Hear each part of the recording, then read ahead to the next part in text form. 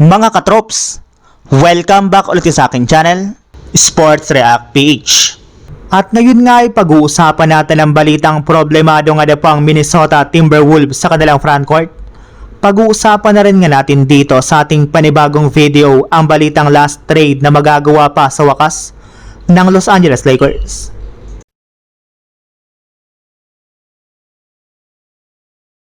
Nakatuon nga po ang buong kupunan ng Minnesota Timberwolves sa pagbuo ng chemistry sa kanilang mga manlalaro dahil bukod nga po sa katotohanan na sinimulan na nga po ng kanilang mga players na mag-practice ng magkakasama ay nagkaroon rin naman nga po ito ng bonding sa Paris, France.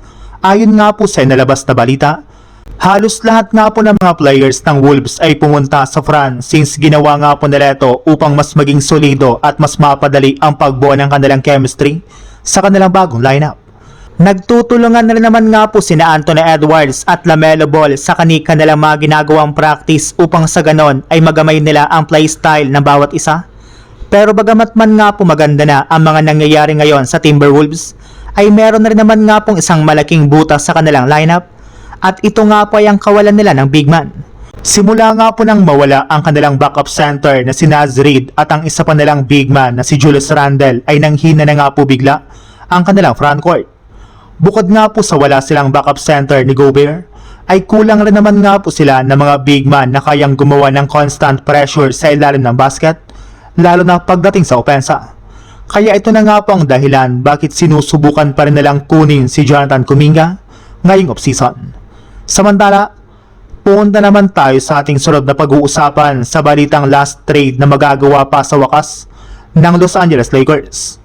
Dahil nga po sobra na ang kasalukuyang lineup ng Lakers ay wala talaga silang pagpipilian kundi magtanggal ng ilan sa kanilang mga player. At kabilang na nga po sa mga trade na plano na nga po nilang gawin sa mga susunod na araw ay ang pagkuha kay PJ Washington mula sa Dallas Mavericks na siyang request na kunin ngayon ng kanilang superstar na si Luka Doncic. Ang best offer nga po ng Lakers dito sa Mavs ay ang kanilang mga players na sina Bronny James, Dalton Knecht, Jared Vanderbilt, at si Jake LaRavia.